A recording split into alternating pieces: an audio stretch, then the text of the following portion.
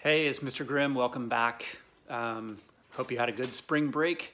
And I'm going to be putting together a few videos like this, kind of trying out some new things. Just here, got my record player and everything behind me.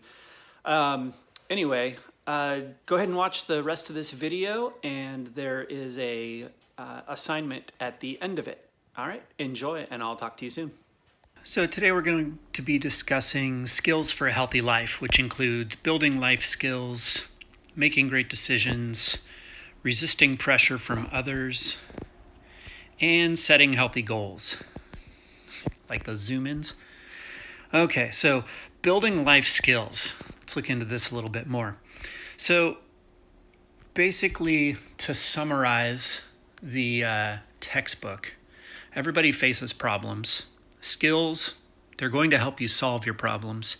And if you put in the effort, your skills get better over time. Let's look into some of the life skills that we're talking about here. In the book, it says that assessing your health is a skill. And that means being able to figure out if you're healthy or unhealthy in a certain area. Communicating effectively is a skill. I'm working on that right now. But it has to do with more social interaction to really improve your communication.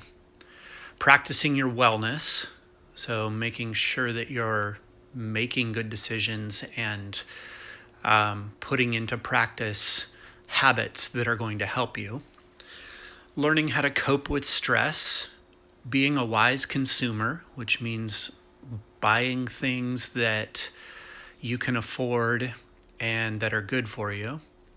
Evaluating media messages, using community resources, making great decisions, which we're going to look into today.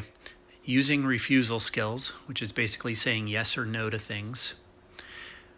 And learning how to set goals, which we're going to work on later as well. So if we go back, let's look into making great decisions. The importance of making great decisions is one of the topics in the book.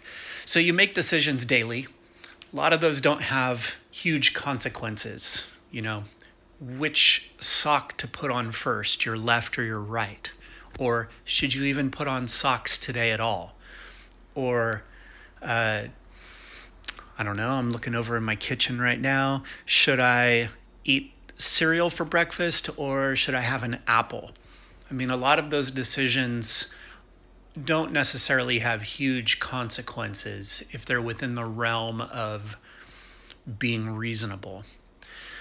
Impulsive decisions, sometimes called snap decisions or making decisions on a whim, can have negative consequences.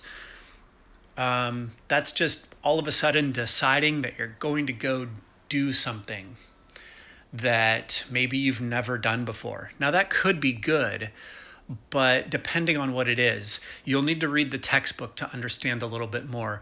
There's a dilemma that a girl faces in the textbook where she could make a quick decision on a whim without really thinking it through.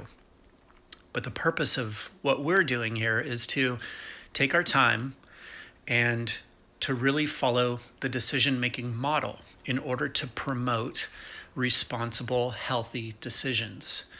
And so let's look into what I'm discussing here. We have the great decision-making model. We give thought to the problem, we review our choices, we evaluate the consequences of each choice, and then we assess and choose the best choice, and then think it over afterwards. I did one for you. It's going to come up in just a moment here, and then I'll give you the assignment afterwards. Okay, so for my decision-making model, I decided to talk about whether or not I should build a garden. Here's how I came up with it. We're on the stay-at-home ordinance from the outbreak of COVID-19, and I heard somebody say, hey, you should stay at home and build a garden. And I thought to myself, well, how do I build a garden? I sort of know. I mean, I guess I would get a planter box and put some dirt in it and put some seeds in there and try to grow something. So, all right, so now I have to review my choices. Basically, it comes down to, first of all, do I build a garden or do I not build a garden? Well, number one, not build a garden. Number two, build a garden. Well, those seem like the choices. I mean, it's going to come down to I'm either going to do it or I'm not. So now I have to kind of decide by following the model. So, came up with my first thing for the E. We're supposed to evaluate the consequences of each choice. So, choice one, not build a garden. Positive side is, well, that would be super easy. I'd have more time for guitar or watching TV, movies, whatever it is.